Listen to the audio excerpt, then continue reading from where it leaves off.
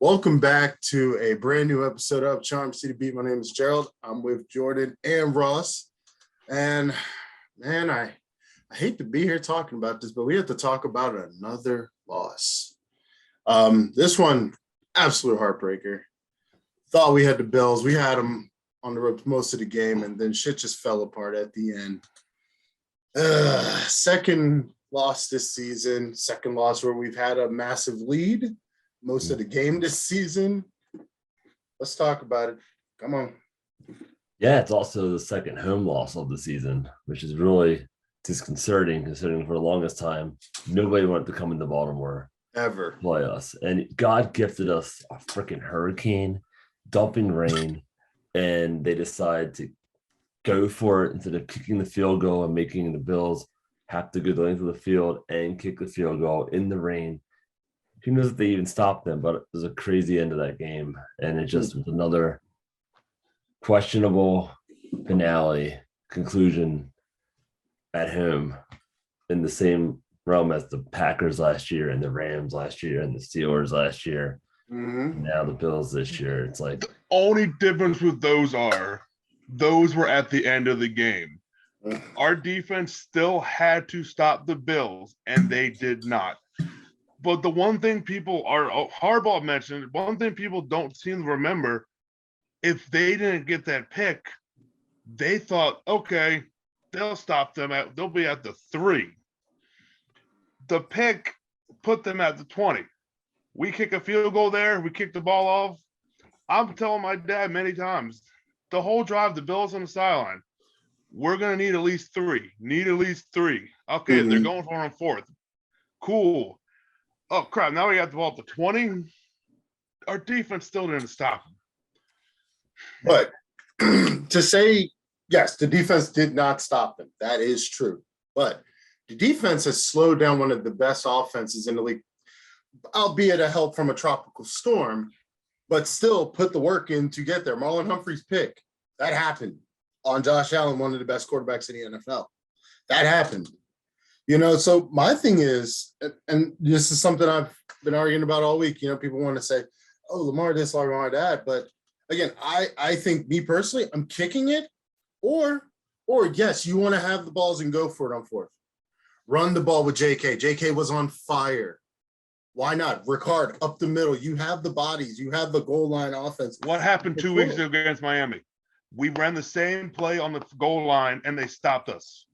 Why does Greg Roman not like pancakes? Give it to this guy on the 3. Yeah, it's becoming a major issue that this team can't cash in with the 5-yard line because again, they did it against the Patriots, couldn't get in against the Bills. They're struggling to get yards at the end of games when the opposing defense should be worn down. Yeah. That was the hallmark of these Ravens teams forever. Is that the game is on? If the game needs to be won by the offense, we can do it. We can just grind that clock out. We can get the first downs. But the fact that they're not even doing that is really it's concerning to me. I'm hoping that the return of the Gus Bus and the return of Ronnie Stanley might be enough. But it remains to be seen how good either one of those players can be because they're both coming off really terrible injuries. Yeah, I don't know my thoughts of Ronnie Stanley at this point. Please bless us with it one more time. At this point, we should have been on the pup. I mean, 2 weeks in a row, you practice every day but Friday. I'm not surprised if he doesn't play. He did it last week. And you know what? Filet, I didn't even hear his name once, and that's pretty good for an offensive lineman. If you're a lineman and you don't hear your name, that's a great game. You don't want to be hurt. That's not something you want to do. You don't want to be hurt as a lineman. Now, I have a lot of confidence Filet after the game. Even Lamar, post-game was talking about just how good the kid did, Morgan Moses saying, hey, look, what you accomplished is nothing short of a miracle as a lineman, as a rookie. So if Ronnie Stanley's missing persons report continues, I am confident just from what we saw, again, during a tropical storm. This wasn't an ordinary rainstorm. The rain was going sideways. There was a lot of things out of whack there, but the kid held up. Yeah, and I think offensively, both teams they came in the highest scoring offenses in the NFL. I think with good weather, I think it would have been the same kind of outcome, but more like 30-29 or something, like the higher, even higher scoring. But I think it still would have come down to, can the Ravens score to win a game late, and can they come up with the defensive stop to start? And I think we're about to see another team, the Bengals, coming in this weekend, that the same issues. Can they stop a high-powered offense? Can they score with the high-powered offense? Yeah. It'll be late. I think it's going to be a close game for most of this football game on Sunday night. Yeah. I digress a little bit though. No, I don't know. I just, like I said, I think definitely having Gus Bus back is going to help a lot. Because again, if you look at the injury report, it's not the greatest. We don't know if Ronnie Stanley's going to be here, and we can continue to ask that question week after week. We have no idea. But you have Justin Houston for sure is out, Justice Hill, and Bateman, my number one receiver in fantasy football, who has been halfway missing anyways already. Somehow I'm 3-1 in the league? Yeah, sure, whatever. But I think definitely having Gus Edwards back is definitely going to help with that, because Justice Hill gave it his all. I got to talk about that. Justice Hill, wow. Like when he had that one, it was a one run at the end right before he went out. And I'm just like, he's getting like a good 7 extra yards just on one leg. Hopefully everything works out for him. Hopefully he gets better, but I don't know. It's just where does the blame lie? Obviously, it's a systematic issue. I think as a whole, I think there's just a lot of questions going forward. It's not just Lamar. I don't think it's just Greg Roman. I don't even think it's just John. I think it's a bigger picture, but how do we fix it? What are your thoughts, Ross? I have no idea where to blame. As I've mentioned, the Ravens this season have trailed 10 minutes. Yeah. About 4% they've been losing, but yet they're 2-2. The Dolphins, 99% of the time, the quarterback gives their team a 21-point lead. That's a win. Yeah. And the Bills game, I don't know what happened to our offense in the second half. Dolphins game, same thing, but we had a 21-point lead. That should have been enough. 17 should have also been enough, but that's it. Yeah. Like what hurt the most about not finishing that one long drive is that was one of the Ravens' long drives. That was a 14-play or whatever drive. Drove down, 4 minutes left on the clock. So we get that touchdown there. I definitely see our defense should be able to stop that. Yeah, I mean, I think honestly, personally, in my opinion, any points on the board would have done it, but I don't know, just so many times, whether it be a 2-point conversion and I'm talking just over the last couple of years, so many times a 2-point conversion or a 4th down where we're just, I don't know, to me, they just seem like boneheaded plays and we're just going to blame it on analytics. Well, maybe it's time to step away from analytics. Let's start thinking, hey, what is your gut telling you? What is the fact that, how has the game been going? What works? We knew ground game worked, at least in the rain, logically. I don't know. I feel like last year, a couple times, maybe it did make sense against the Steelers. They were so banged up. It was like, but we got to go for it. We're down here. We're about to go to overtime. Otherwise, we're not stopping them. But after a while, it's like you keep failing at this, this whole thing you're trying to do. You no longer get the benefit of the doubt. Like now, kick the field goal. And if that doesn't work, then you can be like, hey, clearly that was a mistake. They scored anyway. You can now see why we went for the touchdown, because it's their way of winning. But I also think the Bills are one of the few teams that are going to give the Ravens problems the rest of the year, looking at that schedule. Yeah. It's not a good NFL, honestly. Like, I'm looking around the NFL and I'm just not impressed. We saw the game Thursday night. Like, what in the hell are we watching? I think even Tom Brady had said it, and it's just not good football. Like, this is one of the worst Ravens teams I've seen in a while. It's just not. There's nothing. It feels like something's missing. Like it almost feels like it's a sick version of what we normally would get. Yeah. I think that's true for a lot of NFL teams right now. Like, they're just going through the motions. I don't even feel the same way, but I mean, no, I definitely agree because I mean, I don't know. I will say at least recently, it's just like, I mean, not Seattle, the Colts and Denver game. That I don't even know why that was on the NFL. I remember, I don't even know what I was prime time. I remember even watching the Green Bay Arizona game, just being like, "What the fuck am I watching?" Was it Green Bay? It wasn't Green Bay Arizona. It was Arizona and what the fuck was it? The last Sunday. See, I don't even remember. That's how bad it was. It was just like something is missing. I don't know what happened, especially with the Ravens, because it's like, again, they start off hot on offense. They start off great. You see scores, or they'll get a big play, a big interception, or with a strip. You see these beautiful things happen. And then somewhere around the third quarter, I don't know if they put sedatives in their Gatorade, but shit just completely falls apart. Now, I will say this weekend, the Ravens historically are great in primetime. Now, they're getting the Bengals, which, I mean, even as shaky as the Bengals offensive line have seen, there's still talent out there to throw. Dangerous football team. They look good against extremely dangerous last week. Yeah. Yeah, extremely. They looked great on primetime in those white jerseys. That shit was fire. I'm not even gonna lie. I don't even like the Bengals, but those uniforms were sick. But it's like they went out there and they played like it too. But so it's like I don't know what team you're gonna get with the Bengals because again, Bengals have been playing some less than par football that you would expect from the Super Bowl contender last season. So again, it's one of those situations. If we can get pressure on Joe Burrow, which again, with that line, shouldn't be a problem. Should not. I've heard that before. That's the problem. That's the problem with the Ravens recently. This is like the movable object versus the stoppable force. Not good. All last year was so many times. This team has a bad line. The week before they gave us the Ravens. Exactly. All of a sudden, quarterback standing like a statue. What's happening here? Well, it was something I actually heard, and I was talking to an old friend of mine. You guys might know him, Nigel. He's been on the show before. And me and we're talking about just how, like, it was some philosopher. I think he was actually from an anime, believe it or not, but it sounded so philosophical where there are these degrees.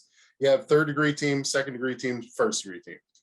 And, a lot of times that top-tier team may play down to that second-tier team. Well, the second-tier team's still going 100%. Even if you take that time off. So that second-tier team could have a chance to push past you because you're taking time off. And I think the Ravens do play to who they're playing. They play down, I think, at times. And because, again, like you said, the game started off with Marlon Humphrey catching interception. The Ravens defense alone should have had probably 40 points that game in fantasy. Oh, if Patrick Queen catches that ball, the ball game's over. And that, yeah. Exactly. And I think that's the Ravens' biggest issue. Like, they'll get up by 17 points, they're going into the half, they're probably hyped in the locker room, everything's great. I'm sure Marlon or somebody's dancing, excitement, everything's hype. And then they kind of like, all right, we're good. And then what happens? That team that's been in the locker room pissed the fuck off comes back and runs rampant because y'all took the pedal off the brake.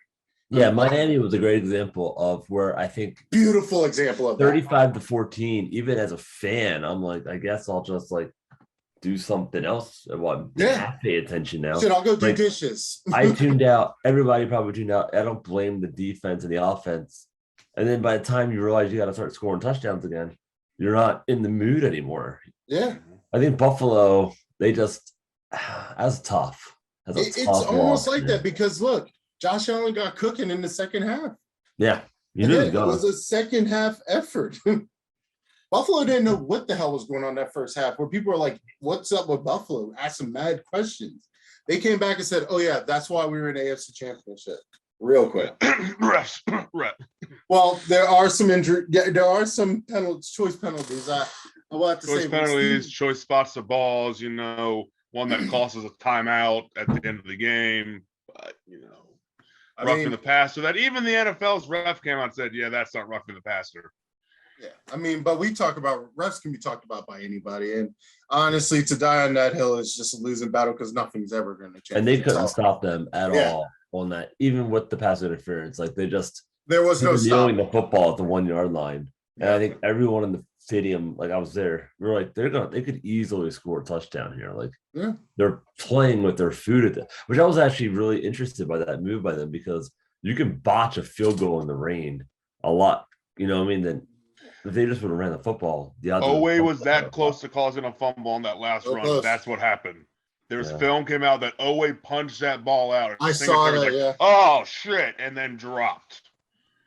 Because everyone's like, why'd you tackle him? We're going to let him score. Oweh was told either let him score or cause a fumble. And he got the punch, ball went down, and Singletary was like, oh, crap. Yeah. I don't think they're scoring, even if we let them score, though. Like, our offense was just anemic at that point. Yeah, I think once we missed that fourth down, it was a wrap. I hate to say it. Like you said, the defense, the second half were just atrocious. The offense was atrocious. The fact that we got down to the goal line, it was all or nothing. I get it. But remember, though, if we say won the ball, they were at the 30-yard line because they ran the ball the play before. Yeah. Like I said, Dobbins was only averaging 3-something yards a carry. He was back, but he still wasn't hitting the holes like he was. There was a couple where he was like, it's tough. Justice Hill getting hurt, I think, was the big thing. Because he was like that. He was having a game. Talk about a guy that turned around. That was a weird game because with the rain, like you weren't throwing it deep. And so I think everybody was in the box. And so, I mean, Dobbins looked good, but even though it was 3 yards a carry, he looked good doing it. Like he's obviously getting more yards than Mike Davis was for sure. I agree with you though. Like that's a good defense he was going up against. Yeah. Well, as I've said many times at the stadium, short yardage. So when they went to him, I think I saw more Pat Ricard Sunday than I've ever seen. And so that's he still only had 1 carry for 3 yards. Where's Nick Boyle too? Like he's just been completely MIA. Yeah. Yeah. I'm wild to me. There's just so many questions. You know, and give me 1 second. Yeah, so I mean, No, yeah, I'm sorry. No, I was just gonna say, I mean, there's just a lot of stuff you just hope and pray to cleaned up. Because again, when you start thinking about the defense, I do have one thing I am interested. Jamar Chase. I mean, he got real, he was talking a little weird, you know, talking about how like he's sure he probably won't ever see Marlon Humphrey again, saying he's gonna take Marcus Peters. And I mean, Marcus Peters is gonna be looking for blood. I mean, you saw the end.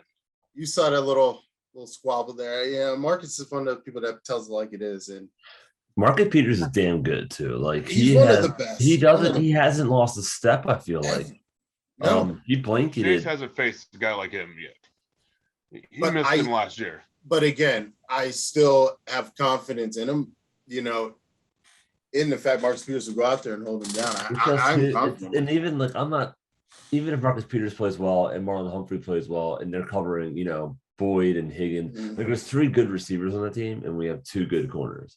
So I'm really the concern there is who's covering the mismatch, which is either Boyd or Higgins, you know, that kind of thing. And Hayden Hurst's revenge game, it's a little scary, but I also think no one really talks about the Ravens' ability to score almost at will when they want. That's the big thing for me.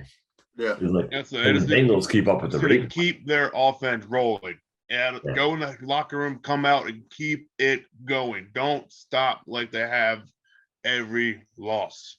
Yeah. I mean, just keep the foot on the gas. I mean, that's all you can really ask for. You know, it's that simple. I mean, at least to us. Yeah. The talking heads. I said it again. If the pass game is working, keep passing. Yeah. Short passes can count as run plays. Yeah. I have no doubts about that. So, I mean, Sunday night is projected to be very nice weather, actually. Good football weather under the lights. Nelly's going to be there halftime. It's getting hot in here, people. It's getting hot in here. Is he really? Yeah. I mean, Colleen saw it on, I think she saw it on Twitter. And I was like, oh shit, Nelly's gonna be at the concert, at the game. That's crazy. Everyone's been tweeting at Ray Lewis he has to be there. He has to. Exactly. Like I need that live. I need the dance live. I need Nelly performing at the same time. Like that entrance needs to happen. Who do I have? Steve Bisciotti. Who do we need to talk to?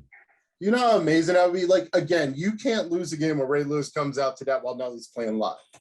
It wouldn't surprise me if he's there because it is against the Bengals. It is Sunday Night Football. It's the only game you can imagine him going to.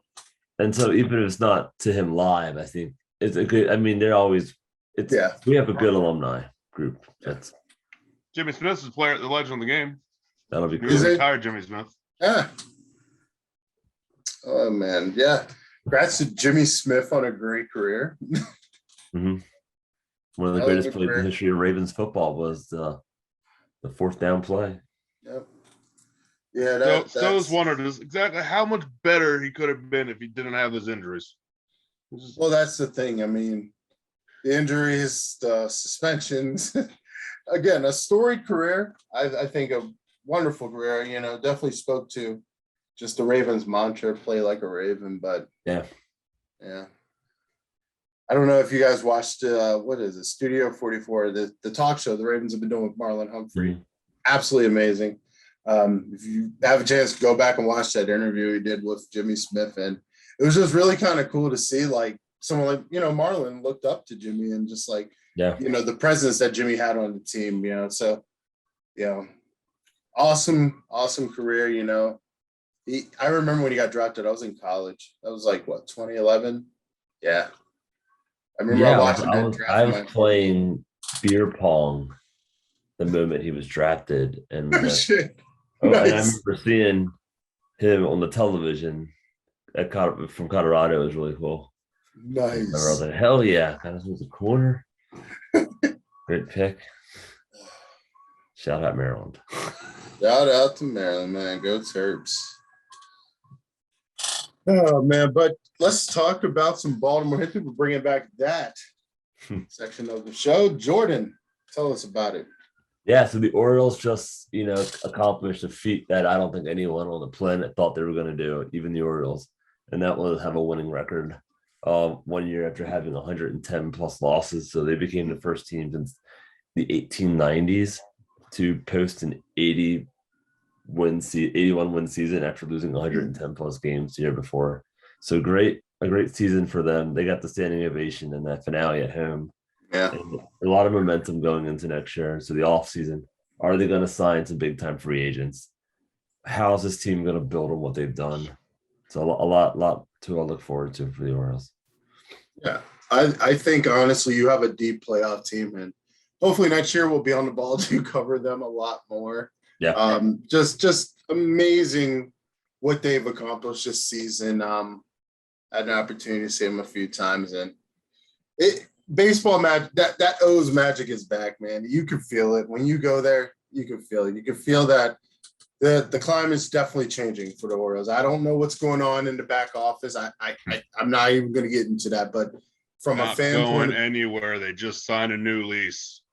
Well, in that case, there you had it first, Ross. Stop that crap. They've never. I saw a cool stat where it was like the Orioles after the eighth inning, you kind of felt they were going to find a way to win. Mm-hmm. And the Ravens in the fourth quarter, they're going to find a way to lose. And I feel like that's a great way to end the show. It's just like they're on two different levels here. The Ravens to get back to being that team that in the fourth quarter with a lead, there's no way you're going to win that football game. I want both the neighbors to be on the same page. Like 2012, baby. Come on, I need great O's, great Ravens. Like that's my 2023 wish. Now, you know, getting through this football season, obviously, but hopefully the season can end on top. But before we close out, giving the game ball to J.K. Dobbins. Got to give it to him. Hold on 1 second. J.K. Dobbins, 13 rushing attempts, 41 rushing yards, and a rushing touchdown. Had 4 targets, 4 receptions, 22 receiving yards, and a touchdown on. Again, this new little pitch. A receiving touchdown on the. Yeah, this new little flip play that Lamar's been doing. Last week did it to Andrews. This week, J.K., the proud recipient of that. But another honorable mention, spoke about him early in the show, Justice Hill. 8 rushing attempts, 45 yards, 2 receptions, 12 yards, and hopefully he can rest up and be back with us soon. So yeah, game ball to those guys. Last thoughts, fellas. Last thoughts. I'm excited. I think we're all going to be there Sunday night, and it's going to be a raucous party. The offense is going to be the ones that are coming out of the tunnel, and so you get to hear, Omar's whistle, and Lamara's going to be coming out, and Nelly's going to be there, and hopefully Ray Lewis, and hopefully we can feed off that early momentum, get an early lead, and then find a way to close it out. Ross? Yeah, like I said, night games, always fun. Yep. The Ravens love their light shows. We're all getting our LED bracelets. Yeah. Maybe they'll burn out the giant atomic bird again. Ooh, that would be fun. Never done that one in a while. That was a fun video when they pulled that one out. Shit was awesome. What? How about you? Huh? What was How that? about you? Yeah. Yeah, so I'm stoked for Sunday night. It is me and my wife's anniversary Thursday. So we are celebrating primetime football. Obviously, we met at M&T Bank 12 years ago now. Wow, it seems so long. Excited for that. Old. So happy anniversary, Colleen. Yeah, just can't wait to see you guys at the game. That's gonna be awesome. That's gonna be a party though. So don't forget to like and subscribe. That does it for our show. Have a good night. Take care.